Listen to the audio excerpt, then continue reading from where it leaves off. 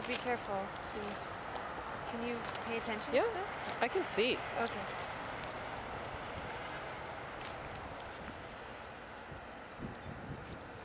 When our next guest woke up this morning, she might have had to get her bearings. For almost 2 weeks, Jayme Spinks has been staying with relatives, friends, and her mother, who lives in Belleville.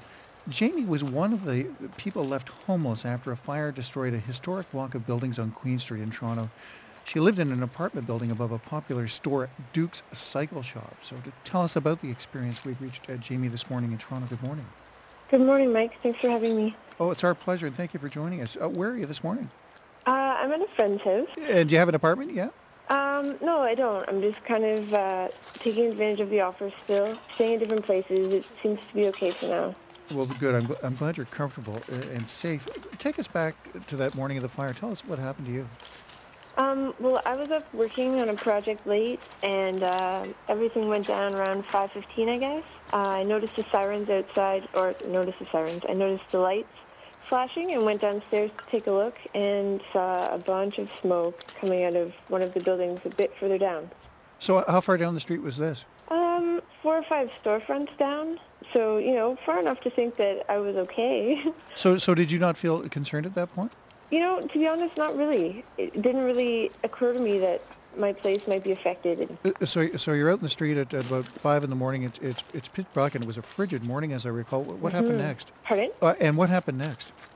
After that, I went back upstairs, and I called my mom to ask her if she thought I should wake my neighbors, who are also my landlords. And she thought probably I should, so I woke them, and they happened to be up already.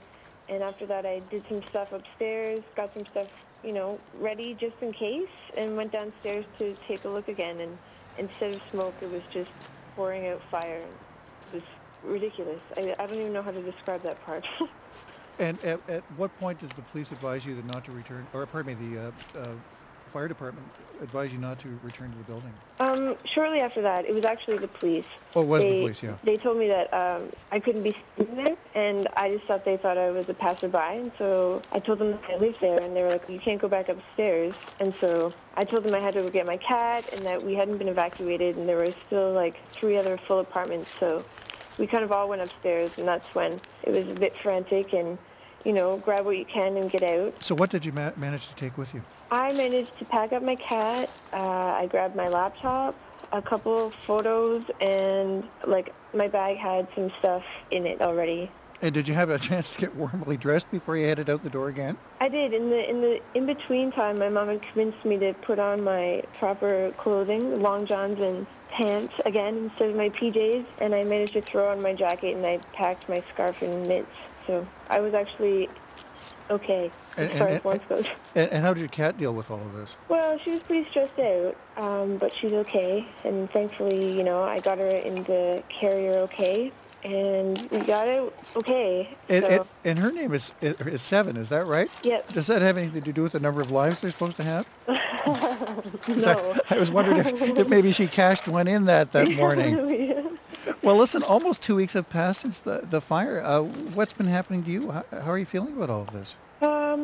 I'm feeling okay. I'd like to say I'm feeling better, but I don't really think I am. To be honest, it still hasn't completely sunk in, which I know might seem weird after 2 weeks, but it's such an unbelievable experience that I don't really know.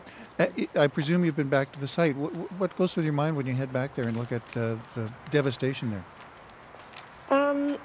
It's definitely strange. I mean, just the fact that there are no buildings there. Each time I go back, it seems they've knocked down another building. So it's just such a huge gap. I mean, most of the stuff has been cleared away now. I see that the streetcars are running again. So I don't know. It's a bizarre, it's surreal, really. It's the only way to describe it, I guess. Did you lose much stuff? Aside from losing everything, I lost some pretty important stuff. I'm a graphic designer, so I have a lot of computer-based stuff. Oh, was that right? So did you have much of your work backed up on your laptop? I had some of it, but I had a hard drive sitting right beside my laptop that I sure wish I'd grabbed. I can understand that. Jayme, you went back to Belleville last week. How was that? Did it help? Yes, it did. I was on the phone most of the morning with my mom, and I can't tell you how important that was. I can't imagine having to go through that without her. So she's been a huge support, and everyone's been really supportive. Just people have been amazing, really, that's all. Jayme, thanks for taking a moment to talk with us this morning. Oh, no problem. Thank you. Jayme Spinks is from Belleville. She was one of the people who was rendered homeless by that fire through the historic block on Queen Street in Toronto.